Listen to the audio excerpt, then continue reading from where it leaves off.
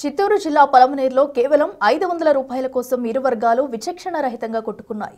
రాళ్లు కర్రలతో దాడి చేసుకున్నారు. వాహనాన్ని రిపేరు చేసినందుకు బకాయి పడ్డ 500 రూపాయల కోసం ఇస్మాయిల్ ఇంటికి వచ్చారు బడు, రెహన్ మరో వ్యక్తి. ఈ క్రమంలో ఇరు వర్గాల మధ్య మాట పెరిగి అసభ్య పదాజాలంతో తిట్టుకున్నారు. మధ్యలో అడ్డొచ్చిన ఫిరోజ్ ఖాన్ ను గాయపరిచారు.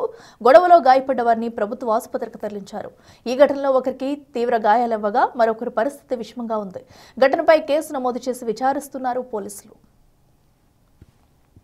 వాళ్ళ ఆయన అడగతామనేసి నేను వస్తే ఏం బా 500 రూపాయలు అడిగింది నన్ను అడిగింటే నేను ఇచ్చినవాడు కదా, ఎందుకు బా రోడ్లు ఆడవాళ్ళ ముందర ఎందుకు అడుగుతావు, ఎందుకు ఈ పని చేస్తావు అనేది అడిగితే వీనే వీడియోలో చూసినాడండి. ఎందుకు అంటే వీడిని కొట్టినాడు, ఈ చేతులంతా దెబ్బలు కత్తితో కొట్టినాడు. వాడు ఏం రా అంతా మీరు అంటే నా తమ్ముడు చడతాను, నా తమ్ముడితో కొట్టినాడు. అడుగుతా ఉంటాడు. తరాసు వేసి నా కొడుకు వస్తే వానికి ఇక్కడికి వేసినాడు. ఎంత చెప్తా ఉంటే వినలేదు.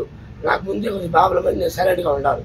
ఎంత చెప్తా ఉంటే కూడా కావాల్సిన కొట్టి వస్తాడు, పట్లు వేస్తాడు, రాళ్ళు వేస్తాడు, అన్ని ఇస్త్రీ కొట్టినాడు. వాడు ఎవరు బడు కొడుకు